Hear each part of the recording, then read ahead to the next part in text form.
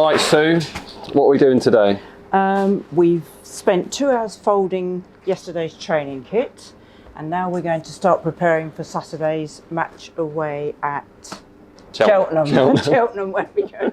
So tomorrow I'll get the squad list so I can do the shirts and the towel rolls with all their supplementaries. But today I'll pack the other skip with the Under Armours, the blood bags, all that sort of thing. So that's what I'm doing now. What can I do to help? Or will I be a nuisance if I was to help? You'll be a nuisance. You're obviously quite strict of how it all is packed, so you must get pretty frustrated if someone messes it up, so I don't want to do that. Absolutely. No, it's because when they're out on the pitch, they need to know where stuff is instantly. I'll just check. I know we're not wearing this colour, I'm just putting this away, yeah. So even in the blood bag, this is the blood bag that goes down pitch side into the dugout, so when the physios have to run on, it's large on the left, so they can just grab it really quickly. And without even looking, kind of thing. Without even looking, hopefully. And then just change the colour that we're wearing.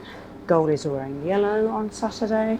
So I always check it because you don't know who's moved it in the meantime. So a pair of shorts. Obviously everything's in its own place here, and you know when we came in to see you earlier, you had when the players kit and they have to bring their kit back, if it's not in the right place, they get in trouble, don't they? If it's inside out, they get put in the sin bin in the morning and they get fined. I give it to Sweens and they get fined because now we're washing everybody's kit again. Excuse me, 1, 2, 3. Now we're washing everyone's kit again. I just haven't got the time to turn all their clothes the right way round. So. Are there some serial offenders? Yes, but I'm not telling you who they are. So. They're in trouble though? Well, they get fined. Yeah. Yeah, the captain will fine them. I can't imagine what the fines are actually, but I don't know if they spin the wheel or I don't know what. Yeah, I don't they've know got how the spin they wheel, do it. haven't they? Yeah. 6, 7, there we go. So that's that. So yeah, I have a checklist. I'll take everything out. So is this the list on here? That's the list of everything that goes to the match that I'm responsible for. So it's scary. So I always take everything out and start again. So if anything's missing on a Saturday, we just blame Cheggers. I really, yes. I hate when I get a call from somebody on a Saturday morning and I think, oh, I've forgotten. So you're not always on your own in here, are you? No, Cheggers, Keystone works here on a Tuesday and a Friday and a Saturday because Tuesdays there may be a match. Yeah. On Fridays he may be driving to wherever the away match is, or he's loading the van and getting the stadium ready on a Friday afternoon for Saturday match. So yeah, he works 3 days a week. And because of the volume of training kit we're now doing, I'm going to have Tuesday afternoons off. So Chegs will do the laundry on a Tuesday afternoon, and I have to come in for a couple of hours on a Sunday if we're training Monday. Otherwise, I just can't get it ready for them. So it's a lot. So it's good, but it works well. Just away sock tape. Away sock tape for this Saturday. Yeah. So guess what we're wearing on Saturday then? So a clue. So that's the sock tape. So obviously you started this job a long time ago. 10 years. 10 years. September 2013, I came here as a volunteer kit washer for Lou Pring, who is the kit manager at the time. And I just used to work Sundays, just washing kit. And it sort of went from there. Then I came in on a Monday morning to help get everything ready, etc., etc. And then when COVID came, the kit department was just disbanded. Sadly, Lou got furloughed, then made redundant. And then Dan Feasy came. He was the sports therapist and rehab at the time. He took on kit with Wayne Carlisle because it was behind closed doors and no training kit was being washed. So it was just match kit. So Lou and Dan trained me, told me all I know. After COVID, I came back to do a little bit of kit washing for Dan. Then Dan left, something I said. So, and there we are. And I went full time. Then Sam came, and he was my boss. Then Sam went full time to medical, and I've come in here. Joke. So yeah. Now you've got Keith with you on some days, but I mean it's taken 10 years, but you finally got a kit room that's I have usable. daylight. Everyone's sick and tired of me saying, I've got daylight. It's brilliant. It's absolutely lovely. What a lovely kit room. I've got an extra wide bench, special heights, windows, my dryer's on plinths, my washing machine's on plinths. It's absolutely lovely. And what's your favourite bit? My bench. Love my bench. So, Obviously, in that old training ground building, most people will remember it. There wasn't a lot of space. Also, you had a tiny little bench. And I used to low ceilings. pack everything on top of the skip. I used to fold everything on top of here, fold it up, open it, put it in, close it. So I used to do everything on top of that skip for a match day. So no sport for space. Yeah. So that's good. I'm just waiting for some more hanging and some more shelves, and then I can make it nice and tidy. So that's good. Tell me about the washing machines. They've got names. Some of them have, yes. We have 3 large washing machines. The white one is a new one, bought for the new build, and the little domestic one, and then 3 dryers. So everyone keeps saying, oh, you've got new equipment. I haven't. This has all come over, but you just couldn't see it in the dark. The only new one is the big white one. So we've got Gary, Goliath, and Gertrude. Gary obviously was predates Gary Caldwell. Yes, so we've got 2 R's. Gary, yep. And Gloria was our first big machine, because when you turn her on, she lights up like a Christmas tree. So, yeah. And Swampy's the little one, because he's an eco warrior. But the other 2, sadly, haven't got names yet. So yeah. Got to stick with the G theme, haven't we? I think that's what we were doing. That's what it was. Yes. So yes. Any suggestions? Okay, there's a little thing we can put on social media. Name the 2 new washing machines. Okay. So yeah. So you get the squad list for Saturday. So you get that tomorrow. I'll get that tomorrow on this occasion. Yeah. Yeah, and then you'll just pack those names into. I put them down. Pack those names. They all get packed. I'll show you. In here, my match towel. I can't get that.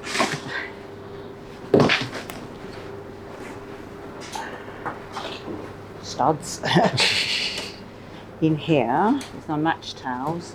They all get a towel like this with their warm-up kit, which is under here in the right size. Warm-up kit, match shorts and socks, and any of their special supplementaries all get rolled up in their match towel. So you have to remember what each player has in their towel, or? I do. How long does that take? That must have taken you a while to learn, especially when you get a new player. Yep. And they always, so in here is my trees, the socks, they get pants, special Under Armour, special socks, and everybody has shin pads, tubey grips, it's all there. Obviously most of it's numbered by the players themselves and with markers, but some of them is. Some of them. I guess it must be hard to remember what each player wears. Yeah, you get used to it. You do get, it's like any job, you get used to it, don't you? So yeah, this one, this particular player cuts the neck of his base layer. So rather than cutting the neck of all the base layers in the bag, he gets that one back regularly. So that's that. But yes, I get my tray ready when I do the laundry. So, if I fall off my perch, there you are, Jakes, carry on. And the goal is they get Under Armour packed of the colour of the goalkeeping kit they're wearing as well. So they wear black for their warm-up. But we're in yellow at Cheltenham. We're in yellow at Cheltenham, so they'll have yellow Under Armour packed with that. And obviously all this stuff it's all labelled, which is pretty useful. Yeah, this is, the bag. So I go through my list. I've got a team book in the bottom, which is an EFL requirement. Does every bag go in, or do you take bits of each bag? That's everything? No, every bag goes in. There's socks, slips, hats, gloves, snoods this time of the weather. There'll be the Under Armour for the kit that we're wearing, specific to the kit we're wearing. There'll be spare shorts and spare socks, all in there. Studs, spare studs, blood bag, bibs, subs trousers, all goes in that one. And then the towel rolls and the shirts go in that one. I want to ask you about something in here. I'll just go over and get it. Tell me about the stick. Well, when you're vertically challenged like me, you need a stick to be able to turn the machines on and off. So I just can't do it. I can't reach. So that's what that is. Nearly got lost in the move. That would have been a disaster, right? It would have been a disaster, yeah. So we've had that for many years. Clive Pring actually made that for us many years ago. And then when I came back after COVID, it was still here. I was very pleased to see. So that was very gratifying. So, yeah, that's good. We've got bench coats, raincoats, staff coats. They all go to the match. Water's ready. The stuff there's to load on the coach. We've got waters. We've got disposable cups.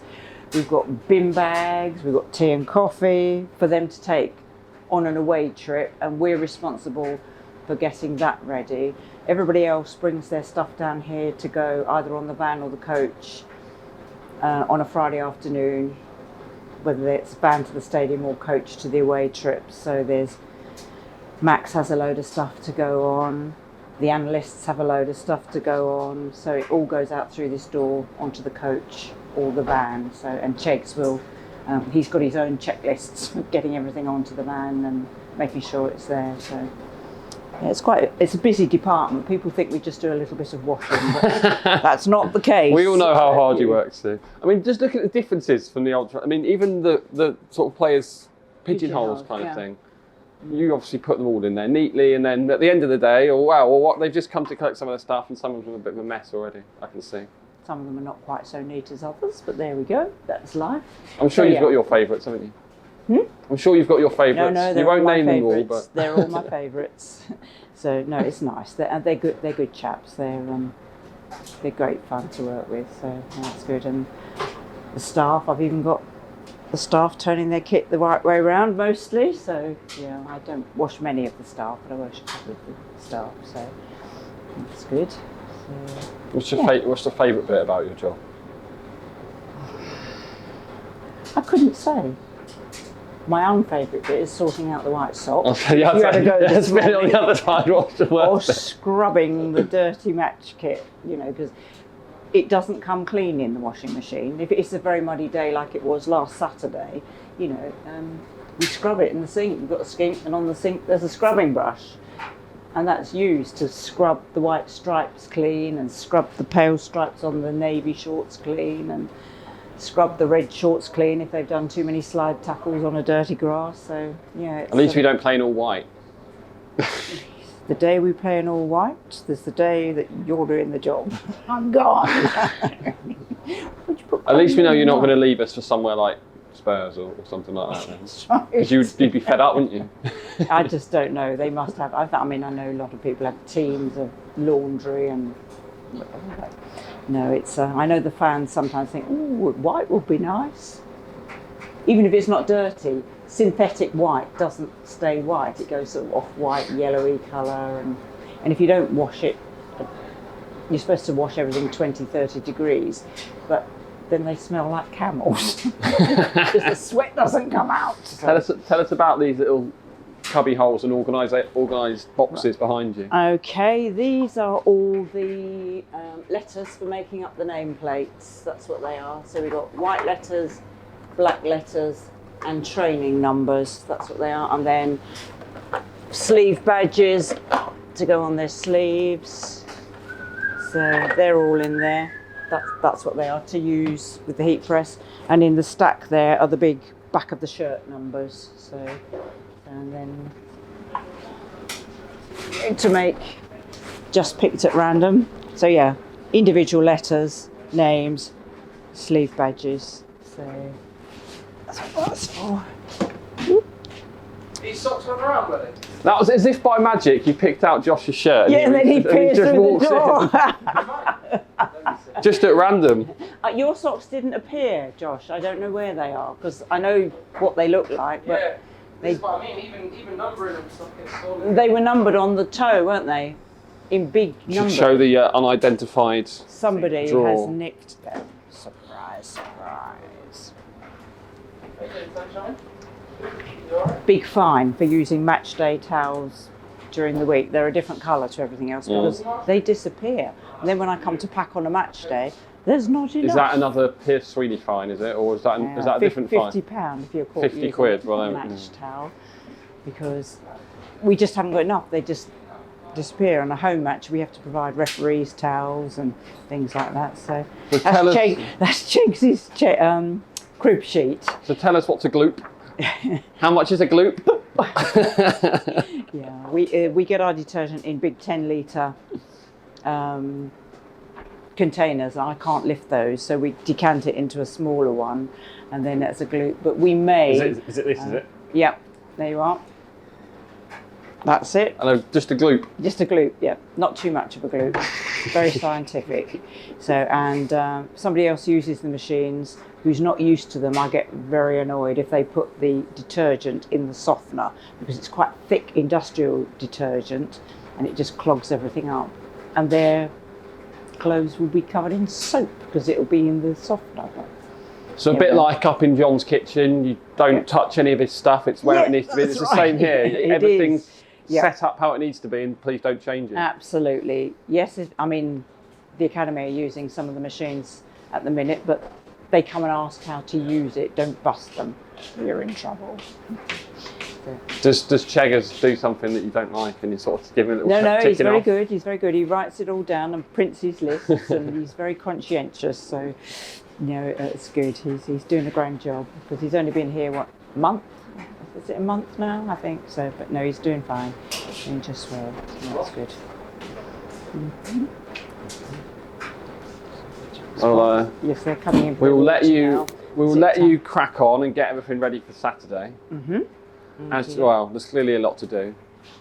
Yep. And I would offer my help, but I don't Thank you, Craig. But of course, I don't want to mess anything up. It's too very kind too of much you. of an important job to mess everything up. So yeah, now I'm not going to sleep now, because I'll think, what have I forgotten? so yeah, I just bung everything in, tick it off the list, and then seal the skip, and hopefully nobody goes in there. There we go. So yeah, thank you very much. it's all right. This one then. I need to borrow a pair of socks, but I've got them. And well, we have some unidentified them. Yeah. You have to get it from Lost and Found, unfortunately, Harry. Where's the box? There. So I usually bring them, but there's an unidentified box for those. Have you forgot your clothes, Harry? Well, I must have been a bit sloppy last night. Which one is it say? Unidentified underpants. Oh, these ones, yeah. Oh no! Unidentified nice fluffies. Now the world knows about this, Harry. Yeah, it's not It's not ideal. it's not the best moment, I must admit. But You have to do training in shirts and skins today. I'm 6